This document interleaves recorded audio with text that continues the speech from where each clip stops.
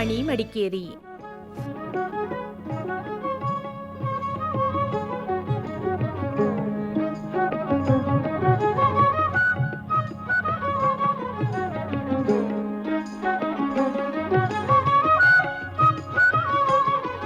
ಕಾರ್ಯಕ್ರಮ ಮಹಿಳಾ ಲೋಕ.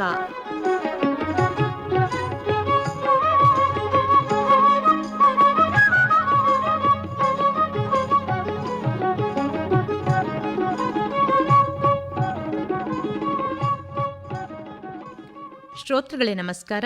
ಇವತ್ತಿನ ಮಹಿಳಾ ಲೋಕ ಕಾರ್ಯಕ್ರಮಕ್ಕೆ ನಿಮಗೆಲ್ಲ ಆತ್ಮೀಯವಾದ ಸ್ವಾಗತವನ್ನು ಬಯಸ್ತಾ ಇದ್ದೇನೆ. ನಿಮ್ಮ ರೇಡಿಯೋ ಗೆಳತಿ ವಿದ್ಯಾ. ಕೇಳುಗರೆ, ಇಂದು ವಿವಿಧ ಕಲಾವಿದರಿಂದ ಕನ್ನಡ ನಾಡು ನುಡಿ ಕುರಿತ ಕಾರ್ಯಕ್ರಮ ವೈವಿಧ್ಯ.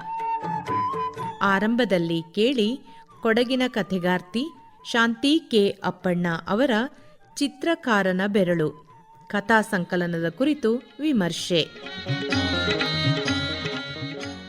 ಆಕಾಶವಾಣಿಯ ಕೇಳುಗರಿಗೆ ನಮಸ್ಕಾರ. ಸಂವೇದನಶೀಲ ಕಥೆಗಾರ್ತಿ ಶಾಂತಿ ಕೆ ಅಪ್ಪಣ್ಣ ಮೂಲತಃ ಕೊಡಗಿನವರು. ವೃತ್ತಿಯ ನಿಮಿತ್ತ ಚೆನ್ನೈಯಲ್ಲಿ ವಾಸ ಆಗಿದ್ದಾರೆ. ಕರ್ನಾಟಕದ ಮಹಿಳಾ ಕಥೆಗಾರ್ತಿಗಳಲ್ಲಿ ಮುಂಚೂಣಿಯಲ್ಲಿರುವಂತಹ ಶಾಂತಿ ಅಪ್ಪಣ್ಣರ ಹೊಸ ಕಥಾ ಸಂಕಲನ ಚಿತ್ರಕಾರನ ಬೆರಳು ಇತ್ತೀಚೆಗೆ ಅಂಕಿತಾ ಪ್ರಕಾಶನದಿಂದ ಪ್ರಕಟಗೊಂಡಿತು.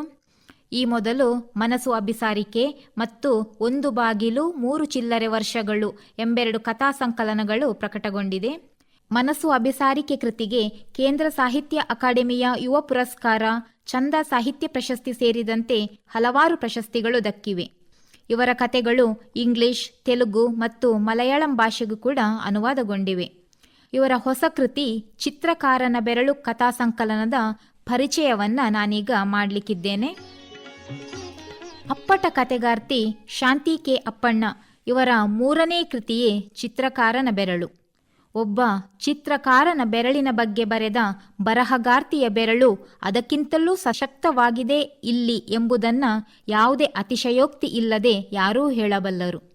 ಎಲ್ಲ ರೀತಿಯ ಮನುಷ್ಯರು ಪಡೆಯುವ ಎಲ್ಲ ಅನುಭವಗಳ ಗ್ರಹಿಕೆ ಇವರ ಮುಷ್ಟಿಯಲ್ಲಿದೆ ಎಂಬುದು ಇವರ 3 ಕೃತಿಗಳನ್ನು ಓದಿದ ನನ್ನ ಸ್ಪಷ್ಟ ನಿಲುವು.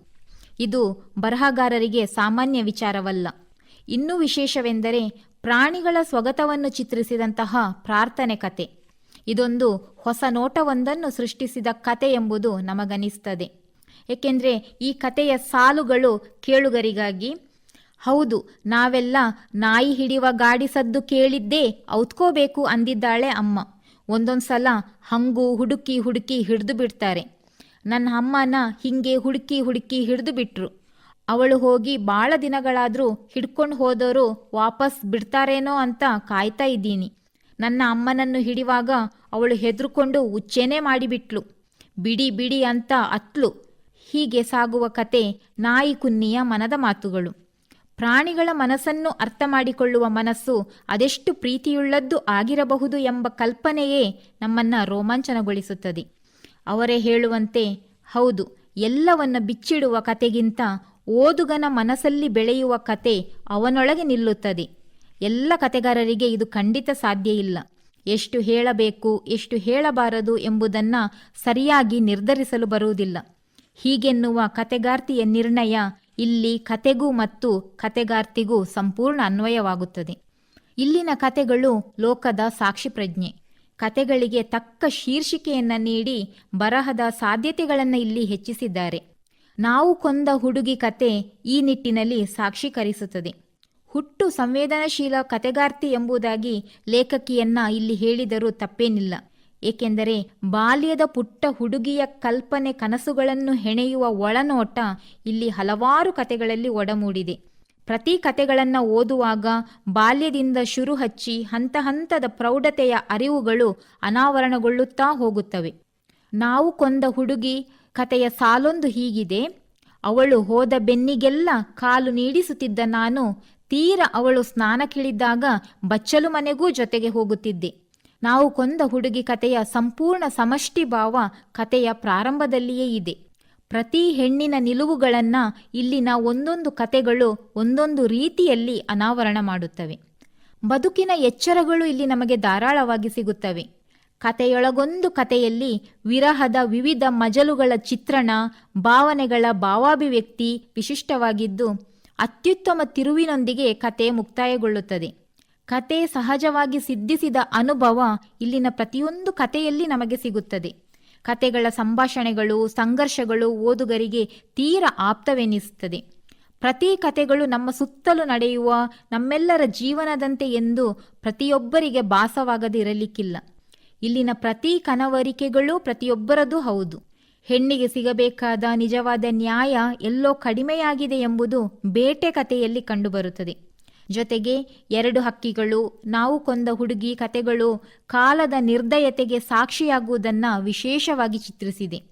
ಚಿತ್ರಕಾರನ ನೆರಳು ಕತೆ ಒಂದು ತೆರನಾದ ವಿಶೇಷವಾದ ಸ್ತ್ರೀಲೋಕವನ್ನು ತೆರೆದಿಡುತ್ತದೆ. ಆಕರ್ಷಣೆ ಪ್ರತಿಯೊಬ್ಬರ ಜೀವನದ ಖಾಸಗಿ ವಿಚಾರವಾದರೂ ಇಲ್ಲಿ ಬಂದಿರುವ ವಿಚಾರಗಳೆಲ್ಲ ಸರ್ವರ ಜೀವನದ ಘಟನೆಗಳೇ ಆಗಿವೆ. ಪ್ರತಿಯೊಬ್ಬರ ಜೀವನದ ಘಟನೆಗಳೆಲ್ಲವೂ ಒಂದೊಂದು ಕತೆಗಳಾಗಿ ತೆರೆದುಕೊಳ್ಳುತ್ತದೆ. ಕತೆಗಾರ್ತಿಗೆ ಪ್ರತಿಯೊಬ್ಬರ ಜೀವನದ ವಿಚಾರಗಳು ಹೇಗೆ ತಿಳಿಯುತ್ತದೆ ಎಂಬುದು ನಮಗಿಲ್ಲಿ ಒಂದು ಹಂತದಲ್ಲಿ ಅಚ್ಚರಿಯಾಗುತ್ತದೆ. ಇದುವೇ ಇಲ್ಲಿನ ಕತೆಗಳ ಒಂದು ದೊಡ್ಡ ಶಕ್ತಿ. ಒಂದೊಂದು ರೀತಿಯ ಕತೆಗಳು. ಪ್ರಾಣಿಗಳ ಮನಸ್ಸನ್ನರಿತ ಕತೆ ಒಂದೆಡೆಯಾದರೆ ಕಲಾವಿದನ ಮನಸ್ಸಿನ ಕತೆ ಇನ್ನೊಂದೆಡೆ. ತಗಡಿನ ಶೀಟು ಹೊದಿಸಿದ ಮನೆಯಂತಹ ಏರ್ಪಾಡಿನಲ್ಲಿ ವಾಸಿಸುವ ಹೆಣ್ಣಿನ ತಳಮಳ ಒಂದೆಡೆಯಾದರೆ ಸುಖದ ಸುಪ್ಪತ್ತಿಗೆಯಲ್ಲಿ ವಾಸಿಸುವ ಸ್ತ್ರೀಯ ಕನವರಿಕೆಗಳು, ಮತ್ಸರಗಳು, ಆಸೆಗಳು, ವಿರೋಧಗಳು, ಹೀಗೆ ಸಾಮಾಜಿಕ ಬದುಕಿನ ಹೊಂದಾಣಿಕೆಗಳು, ಬರಹ ಮತ್ತು ಬದುಕು ಒಂದೇ ಎಂದು ಪರಿಭಾವಿಸುವ ತಲ್ಲಣಗಳ ಕತೆಗಳು ಇಲ್ಲಿವೆ. ಇವರ ಕತೆಗಳೆಲ್ಲ ಸೃಜನಶೀಲ ಚಿಂತನೆಯ ಫಲ. ಇದರೊಂದಿಗೆ ಬರೆಯುವ ರೀತಿಯೂ ಕೂಡ ಬಲು ವಿಭಿನ್ನ. ಭಿನ್ನ ಆಲೋಚನೆಯೇ ಇವರ ಕತೆಗಳ ಜೀವಾಳ. ಒಂದು ಕಿರುಬೇಟಿ ಕಥಾಹಂದರ ಓದಿದಾಗ ಕತೆ ಬರೆಯುವುದು ಒಂದು ಜವಾಬ್ದಾರಿ ಎಂದು ಮನಗಾಣುತ್ತದೆ. ಇವರ ಅವಲೋಕಿಸುವ ಗುಣವಂತೂ ಅತ್ಯಂತ ಪರಿಣಾಮಕಾರಿ. ರಾಣಿಪೇಟೆಯ ಅಶೋಕಪಾಳಯದ 3ನೇ ಮನೆಯಲ್ಲಿ ಇನ್ನೂ ದೀಪ ಉರಿಯುತ್ತಿತ್ತು ಎಂಬ ಸಾಲಿನಲ್ಲಿ ಇನ್ನೂ ಎಂಬ ಶಬ್ದ ನಮ್ಮೊಳಗೆ ಎಷ್ಟೋ ಆಲೋಚನೆಗಳನ್ನು ಹರಿಯಬಿಡುತ್ತದೆ. ಇಲ್ಲಿರುವ ವರ್ಣನೆಗೆ ಮುಗಿಯದ ಅರಿವು ತರುವಂತಹ ಸಾಲುಗಳು. ಕತೆಗಳಲ್ಲಿ ಸ್ತ್ರೀಪರ ಕಾಳಜಿಯೂ ಇದೆ, ಕ್ರಾಂತಿಕಾರಿಕ ನಿಲುವು ಇದೆ. ಕತೆಗಾರ್ತಿ ನೋಡುವ ಕ್ರಮದಿಂದ ಸಾಮಾನ್ಯ ಪಾತ್ರಗಳಿಗೆಲ್ಲ ಅಸಾಮಾನ್ಯ ಜೀವಕಳೆ ಬಂದಿದೆ ಎಂಬುದು ಸ್ಪಷ್ಟ. 10 ಕತೆಗಳಿರುವಂತಹ ಚಿತ್ರಕಾರನ ಬೆರಳು 10 ಬೆರಳುಗಳ ತರಹದ ಬದುಕಿನ ಬೆರಗುಗಳು. ಇವುಗಳನ್ನು ಅಕ್ಷರ ರೂಪಕ್ಕೆ ತರುವ ಮೊದಲು ಜತನದಿಂದ ಆಗ್ರಹಿಸಿದ್ದಾರೆ, ಪೂಸಿದ್ದಾರೆ, ಗಮವನ್ನು ಮಾತ್ರ ನಮಗೆ ತೇಲಿಬಿಟ್ಟಿದ್ದಾರೆ. ಇಲ್ಲದಿದ್ದರೆ ಮೊದೆ ಎಂಬ ಕತೆಯಂತಹ ಕತೆ ಮೂಡುತ್ತಿರಲಿಲ್ಲ. ಅದರಲ್ಲಿರುವ ಸಾಲು, ಒಡನೆ ಅತ್ತೆ ಅವನ ಅಸಹನೆ ಕಾವು ನನಗೆ ತಟ್ಟಿಬಿಡಬಹುದೇನೋ ಎಂಬಂತೆ ಲಘುಬಗೆಯಿಂದ ಮೂಗುಸೀಟಿಕೊಂಡು ಬಾ ಒಳಗೆ ಎಂದು ತ್ವರೆ ಮಾಡಿ ಜುಲುಮೆಯಿಂದ ತೋಳು ಹಿಡಿದೆಳೆದಳು. ಇಂತಹ ಪ್ರತಿ ಸಾಲುಗಳು ಈ ಕಥೆಯಲ್ಲಿ ನಮಗಿಲ್ಲಿ ಕಾಡುತ್ತವೆ. ಕಥೆಯ ಸಹಜತೆ, ಸೃಜನಶೀಲತೆಯಿಂದಾಗಿ ಪ್ರತಿ ಕಥೆಯೂ ಮಹತ್ವವಾಗಿ ಮೂಡಿಬಂದಿದೆ. ಕತೆಗಾರರೇ ಆಗಿರುವ ಇವರ ಗುರುಗಳಾದ ಮಾರುತಿ ದಾಸಣ್ಣವರ್ ಮತ್ತು ವಿವೇಕ ಶಾನುಭಾಗ ಇವರಿಗೆ ಕೃತಿಯನ್ನು ಅರ್ಪಿಸಿರುವುದು ಗೌರವಯುತವಾಗಿದೆ. ಅಂಕಿತ ಪುಸ್ತಕ ಹೊರತಂದಿರುವ ಈ ಕೃತಿಗೆ ಕಲಾವಿದ ಕಿರಣ್ ಮಾಡಾಳರ ಅಂದದ ಮುಖಪುಟವಿದೆ. ಶ್ರೀಮತಿ ಶಾಂತಿ ಅಪ್ಪಣ್ಣ ಅವರಿಗೆ ಈ ಕೃತಿ ಉತ್ತಮವಾದ ಮನ್ನಣೆ ತಂದುಕೊಡಲಿ, ಅವರು ಸಾಹಿತ್ಯ ಕ್ಷೇತ್ರದಲ್ಲಿ ತುಂಬ ಉತ್ತುಂಗಕ್ಕೇರಲಿ, ನಮ್ಮ ಕೊಡಗಿನ ಹೆಸರನ್ನು ಸಾಹಿತ್ಯ ಕ್ಷೇತ್ರದಲ್ಲಿ ಉಳಿಸಲಿ ಎಂಬುದಾಗಿ ನಾವೆಲ್ಲರೂ ಅವರಿಗೆ ನಿಷ್ಕಲ್ಮಶ ಮನಸ್ಸಿನಿಂದ ಹಾರೈಸೋಣ. ಇದುವರೆಗೆ ಮಡಿಕೇರಿ ಚೆಂಬುವಿನ ಸಂಗೀತಾ ರವಿರಾಜ್ ಅವರಿಂದ ಕೊಡಗಿನ ಕಥೆಗಾರ್ತಿ ಶಾಂತಿ ಕೆ ಅಪ್ಪಣ್ಣ ಅವರ ಚಿತ್ರಕಾರನ ಬೆರಳು ಕಥಾ ಸಂಕಲನದ ಕುರಿತು ವಿಮರ್ಶೆ ಕೇಳಿದಿರಿ. ಇನ್ನು ಮುಂದೆ ಬೆಟ್ಟಗೇರಿಯ ಕಡ್ಲೇರ ತುಳಸಿ ಮೋಹನ್ ಅವರಿಂದ ಡಾಕ್ಟರ್ ಕೆ.ವಿ. ಶ್ರೀನಿವಾಸಮೂರ್ತಿ ವಿರಚಿತ ಭಾವಗೀತೆ. ಕನ್ನಡ ಎಂದರೆ ಬರಿ ನುಡಿಯಲ್ಲ, ಮುತ್ತಿನ ಮಣಿ ಸಾಲು. ಕನ್ನಡ ಎನ್ನಲು ನಿನ ಕೊರಳಲ್ಲಿ ಸಂಗೀತದ ಹೊನಲು. ಕನ್ನಡ ಎಂದರೆ ಬರಿ ನುಡಿಯಲ್ಲ, ಮುತ್ತಿನ ಮುತ್ತಿನ ಮಣಿ ಸಾಲು. ಕನ್ನಡ ಎನ್ನಲು ನಿನ್ನ ಕೊರಳಲ್ಲಿ ಸಂಗೀತದ ಹೊನಲು. ಕನ್ನಡ ಎನ್ನಲು ನಿನ್ನ ಕೊರಳಲ್ಲಿ ಸಂಗೀತದ ಹೊನಲು. ಕನ್ನಡ ಎನ್ನುವ ಮೂರಕ್ಷರದಿ ಎನಿತೋ ಅರ್ಥವಿದೆ. ಕನ್ನಡ ಎನ್ನುವ ಮೂರಕ್ಷರದಿ ಎನಿತೋ ಅರ್ಥವಿದೆ. ಕನ್ನಡತನವ ಮೈಗೂಡಿಸಿದರೆ ಬಾಳಿಗೆ ಸತ್ವವಿದೆ. ಕನ್ನಡತನವ ಮೈಗೂಡಿಸಿದರೆ ಬಾಳಿಗೆ ಸತ್ವವಿದೆ. ಕನ್ನಡ ಎಂದರೆ ಬರಿ ನುಡಿಯಲ್ಲ, ಮುತ್ತಿನ ಮಣಿ ಸಾಲು. ಕನ್ನಡ ಎನ್ನಲು ನಿನ್ನ ಕೊರಳಲ್ಲಿ ಸಂಗೀತದ ಹೊನಲು. ಕನ್ನಡ ಎನ್ನಲು ನಿನ್ನ ಕೊರಳಲ್ಲಿ ಸಂಗೀತದ ಹೊನಲು. ಕವಿ ಕೋಗಿಲೆಗಳು ಹಾಡಿದೆ ಎಂದರೆ ಕನ್ನಡದೇ ಮೊದಲು. ಕವಿ ಕೋಗಿಲೆಗಳು ಹಾಡಿದೆ ಎಂದರೆ ಕನ್ನಡವೇ ಮೊದಲು.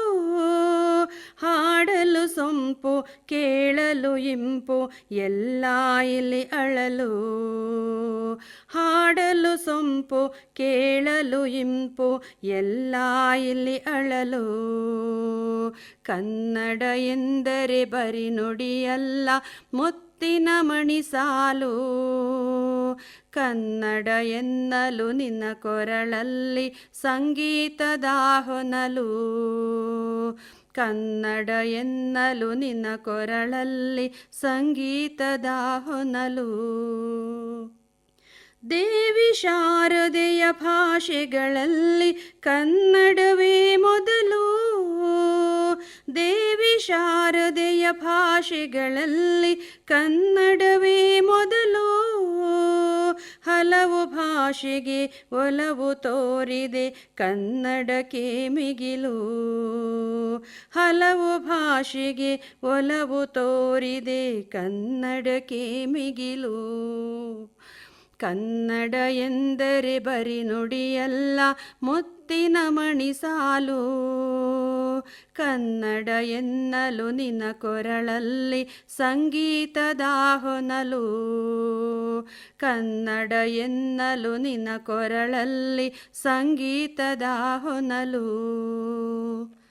ಕನ್ನಡ ನೆಲದಲ್ಲಿ ಹುಟ್ಟಿದೆ ಎಂದರೆ ಹಿಂದಿನ ಪುಣ್ಯ ಫಲ. ಕನ್ನಡ ನೆಲದಲ್ಲಿ ಹುಟ್ಟಿದೆ ಎಂದರೆ ಹಿಂದಿನ ಪುಣ್ಯ ಫಲ. ಕಾವೇರಿಯ ಜಲ ಕುಡಿದೆ ಎಂದರೆ ಅಮೃತಕ್ಕೆಲ್ಲಿ ಬಲ. ಕಾವೇರಿಯ ಜಲ ಕುಡಿದೆ ಎಂದರೆ ಅಮೃತಕ್ಕೆಲ್ಲಿ ಬಲ. ಅಮೃತಕ್ಕೆಲ್ಲಿ ಬಲ. ಕನ್ನಡ ಎಂದರೆ ಬರಿ ನುಡಿಯಲ್ಲ, ಮುತ್ತಿನ ಮಣಿ ಸಾಲು. ಕನ್ನಡ ಎನ್ನಲು ನಿನ್ನ ಕೊರಳಲ್ಲಿ ಸಂಗೀತದ ಹೊನಲು. ಕನ್ನಡ ಎನ್ನಲು ನಿನ್ನ ಕೊರಳಲ್ಲಿ ಸಂಗೀತದ ಹೊನಲು. ಕನ್ನಡ ಎನ್ನಲು ನಿನ್ನ ಕೊರಳಲ್ಲಿ ಸಂಗೀತದ ಹೊನಲು. ಈಗ ನಮ್ಮ ಕನ್ನಡ ಅಲ್ಲವೇ ಈ ಕುರಿತು ಮಾತನಾಡುತ್ತಾರೆ ಕನ್ನಡದ ಸಹ ಪ್ರಾಧ್ಯಾಪಕರಾದ ಸಿದ್ದಾಪುರದ ರೇಷ್ಮಾ ಸಿಜಿ. ಭಾಷೆ ಮತ್ತು ಮಾನವನ ನಡುವಿನ ಸಂಬಂಧ ಅವಿನಾಭಾವವಾದದ್ದು. ಭಾಷೆ ಎಂಬುದು ಒಂದು ಸುಂದರ ಅನುಭವವಾಗಿದೆ.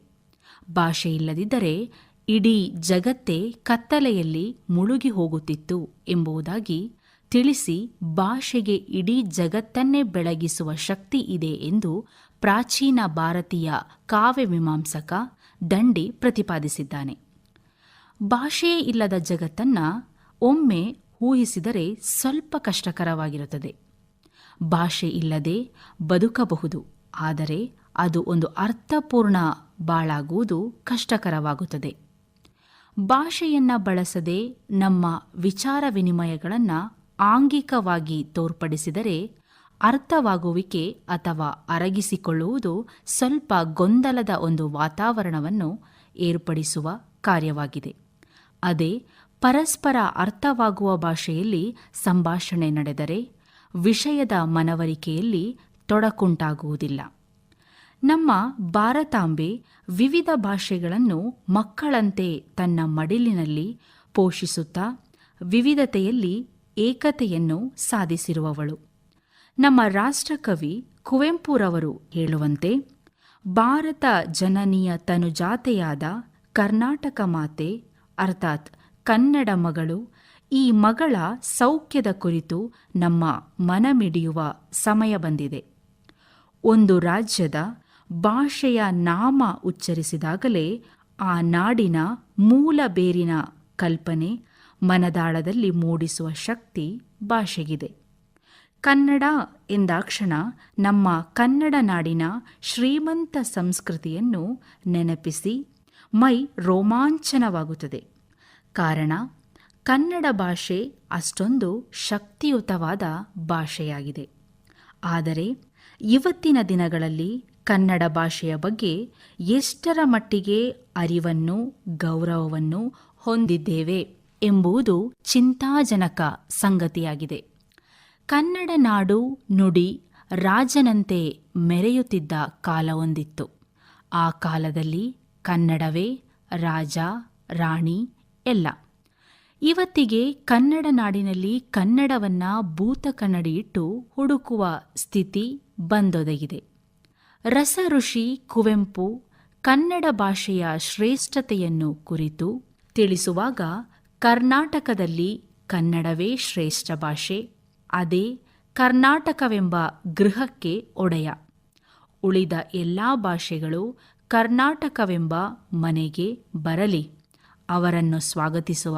ಆದರೆ ಕನ್ನಡವನ್ನುಳಿದ ಭಾಷೆಗಳು ಅತಿಥಿಗಳ ಸ್ಥಾನವನ್ನು ಅಲಂಕರಿಸಬೇಕು ಎನ್ನುತ್ತಾರೆ ಕುವೆಂಪು. ಆ ಮೂಲಕ ಕನ್ನಡವೇ ಕರ್ನಾಟಕಕ್ಕೆ ಒಡೆಯ ಎಂಬುದಾಗಿ ಸ್ಪಷ್ಟಪಡಿಸಿದ್ದಾರೆ. ಆದರೆ ಇವತ್ತಿನ ದಿನಗಳಲ್ಲಿ ಕುವೆಂಪುರವರ ಮಾತನ್ನು ಗಾಳಿಗೆ ತೂರಿ ಕನ್ನಡ ನಾಡಿನಲ್ಲಿ ಕನ್ನಡವನ್ನು ಮೂಲೆಗುಂಪು ಮಾಡುತ್ತಿದ್ದೇವೆ. ಈ ಪರಿವರ್ತನೆಯಿಂದ ನಮ್ಮ ನಾಡಿಗೆ ಮುಂದೊಂದು ದಿನ ಗಂಡಾಂತರ ಕಟ್ಟಿಟ್ಟ ಬುತ್ತಿಯಾಗಿದೆ.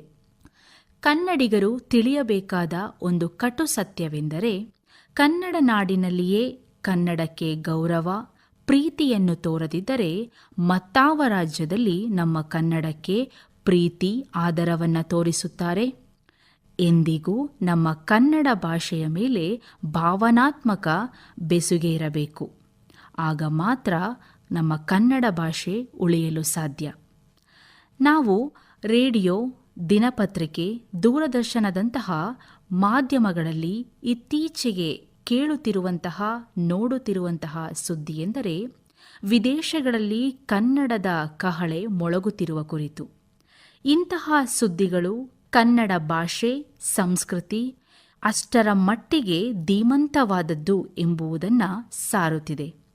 ವಿದೇಶದಲ್ಲಿಯೇ ಅಷ್ಟರ ಮಟ್ಟಿಗೆ ನಮ್ಮ ಕನ್ನಡವನ್ನು ಗೌರವಿಸುವಾಗ, ಕರ್ನಾಟಕದಲ್ಲಿಯೇ ಇದ್ದು ಈ ಮಣ್ಣಿನ ಗಾಳಿಯನ್ನೇ ಸೇವಿಸಿ, ಇಲ್ಲಿನ ನೀರನ್ನೇ ಕುಡಿದು ಜೀವನವೆಂಬ ಬುತ್ತಿಯನ್ನು ಕಟ್ಟಿಕೊಳ್ಳುತ್ತಿರುವವರು ಉಂಡ ಮನೆಗೆ ದ್ರೋಹ ಬಗೆಯಬಹುದೇ? ಕನ್ನಡ ಭಾಷೆಯ ಬಳಕೆ ಅವಮಾನವಾಗಿರುವುದು ಎಷ್ಟರ ಮಟ್ಟಿಗೆ ಸರಿ? ಹಿಂದಿನ ಕಾಲಘಟ್ಟದ ಕವಿಗಳಲ್ಲಿ ಕನ್ನಡ ಭಾಷಾ ಪ್ರೀತಿ, ಗೌರವ ಎಷ್ಟರ ಮಟ್ಟಿಗೆ ಇತ್ತು ಎಂಬುದನ್ನು ಅವರ ಮನದಾಳದ ಮಾತನ್ನು ಕೇಳಿದಾಗ, ಓದಿದಾಗ ಒಬ್ಬ ನಿಜವಾದ ಕನ್ನಡಿಗನ ಮನ ಪುಳಕಿತವಾಗುತ್ತದೆ. ಉದಾಹರಣೆಗೆ, ಭಾಷಾಶಾಸ್ತ್ರಜ್ಞ, ಜಾನಪದ ವಿದ್ವಾಂಸ, ಕವಿಯಾದ ಹಾಮಾ ನಾಯಕರು ಕನ್ನಡ ನನ್ನ ಮೊದಲ ಪ್ರೀತಿ, ಎರಡನೆಯ ಪ್ರೀತಿ ಕನ್ನಡವೇ ಎನ್ನುತ್ತಾರೆ. ಈ ಸಾಲುಗಳೇ ಅವರು ಕನ್ನಡವನ್ನು ಕಟ್ಟುವ ಕೆಲಸದಲ್ಲಿ ತಮ್ಮ ಬದುಕನ್ನು ಎಷ್ಟರ ಮಟ್ಟಿಗೆ ಸವೆಸಿದ್ದಾರೆ ಎಂಬುದು ಮನದಟ್ಟಾಗುತ್ತದೆ. ನಮ್ಮ ಕನ್ನಡ ಸುಲಿದ ಬಾಳೆಹಣ್ಣಿನಂತೆ ಬಹಳ ಸರಳವಾದ, ಸುಂದರವಾದ ಭಾಷೆಯಾಗಿದೆ. ಒಂದು ಶಿಶು ಭೂಮಿಯನ್ನು ಸ್ಪರ್ಶಿಸಿದ ತರುವಾಯ ಆ ಶಿಶುವನ್ನ ಬೆಳೆಸಿ ಒಬ್ಬ ಉತ್ತಮ ವ್ಯಕ್ತಿತ್ವವುಳ್ಳ ವ್ಯಕ್ತಿಯಾಗಿ ರೂಪಿಸುವಲ್ಲಿ ತಂದೆ, ತಾಯಿ, ಗುರು ಹಿರಿಯರು, ಸಮಾಜ, ಪ್ರಕೃತಿಯ ಪಾಲು ಬಹಳಷ್ಟು ಹಿರಿದಾಗಿರುತ್ತದೆ. ಅದೇ ರೀತಿಯಲ್ಲಿ ಕನ್ನಡ ಭಾಷೆಯನ್ನ ಶ್ರೀಮಂತ ಭಾಷೆಯನ್ನಾಗಿಸುವಲ್ಲಿ ಎಷ್ಟೋ ಗಣ್ಯ ವ್ಯಕ್ತಿಗಳ ಪರಿಶ್ರಮವಿದೆ. ಕನ್ನಡ ಭಾಷೆ ಒಂದು ಸೂರ್ಯೋದಯದಲ್ಲಿ ಜನಿಸಿದ ಭಾಷೆಯಲ್ಲ. ಕ್ರಿಸ್ತಶಕ 1ನೇ ಶತಮಾನದ ತಮಿಳು ಭಾಷೆಯ ಶ್ರೇಷ್ಠ ಕೃತಿಯಾದ ಶಿಲಾಪದಿಗಾರಂ ಎಂಬ ಕೃತಿಯಲ್ಲಿ ಕನ್ನಡ ಪದಗಳನ್ನು ಗುರುತಿಸಿದ್ದಾರೆ ಎಂದು ಸಾಬೀತಾದ ಮೇಲೆ ಕನ್ನಡ ಬೆಳವಣಿಗೆಯ ಆದಿಯ ಕುರಿತು ಮನದಟ್ಟಾಗುತ್ತದೆ.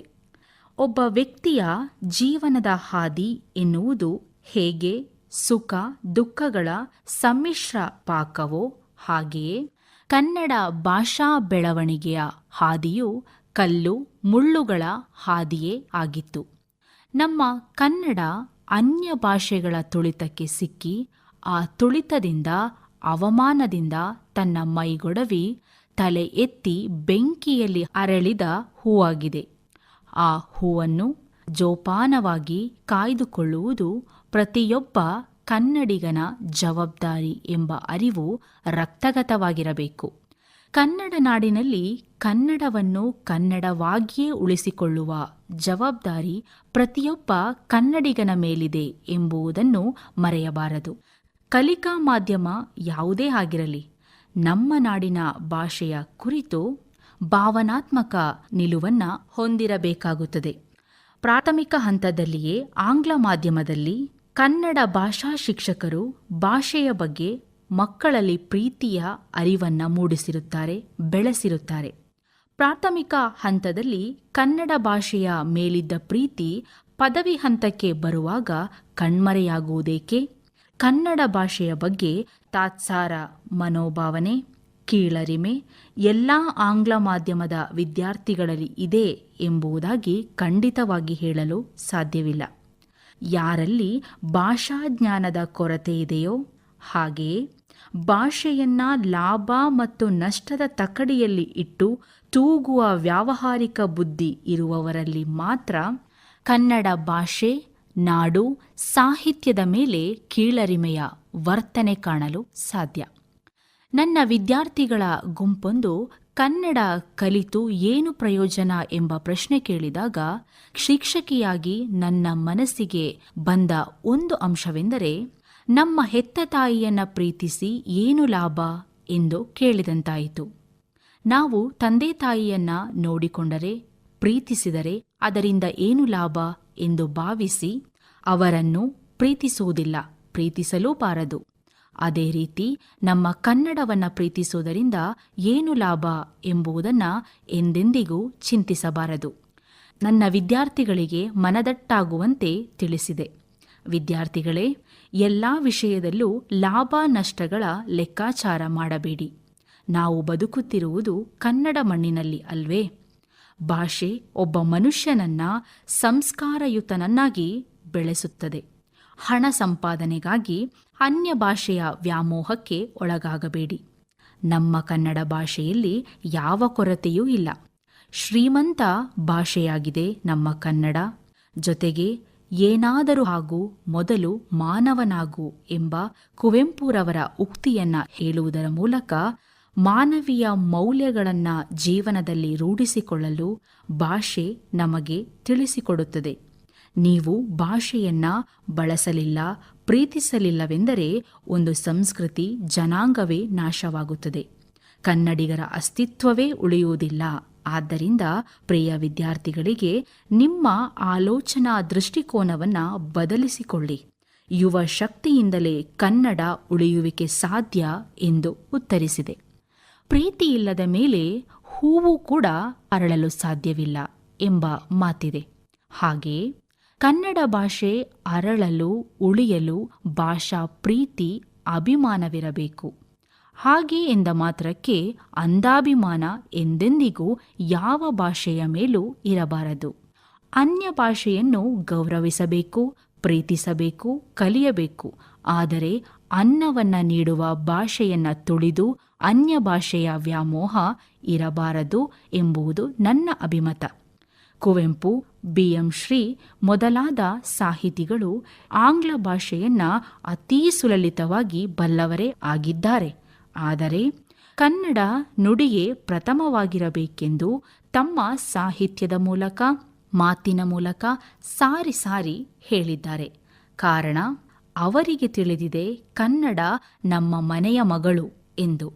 ಜೊತೆಗೆ ಒಂದು ಭಾಷೆ ಕಣ್ಮರೆಯಾದರೆ ಒಂದು ಜನಾಂಗ, ಸಂಸ್ಕೃತಿ ನಾಶವಾಗುತ್ತದೆ ಎಂಬ ನಿತ್ಯ ಸತ್ಯ.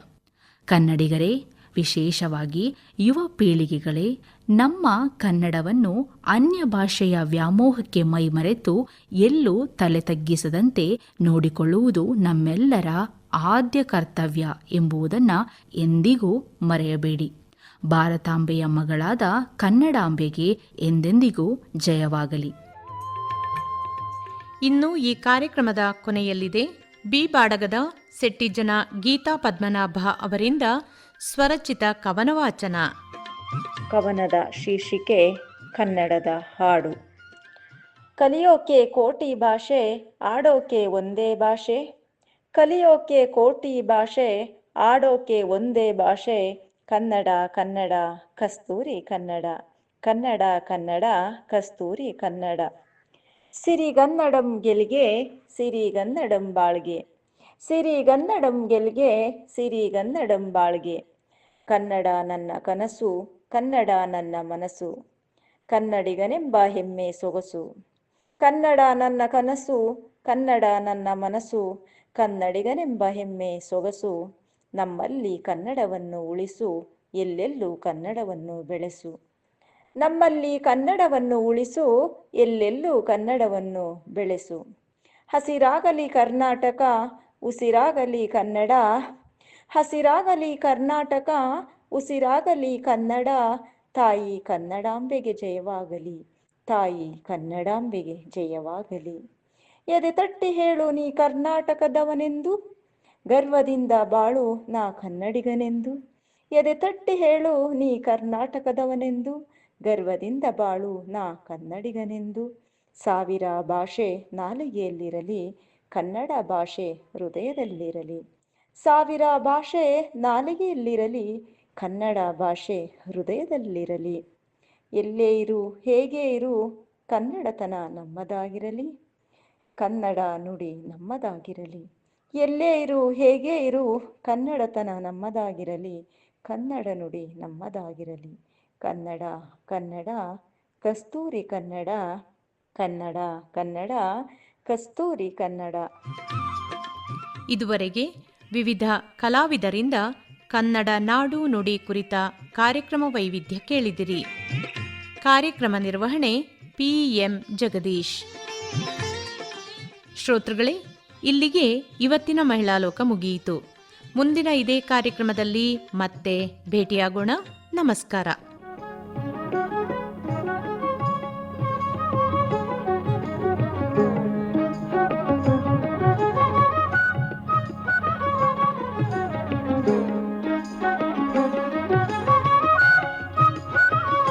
ಮಹಿಳಾ ಲೋಕ ಪ್ರಸಾರವಾಯಿತು.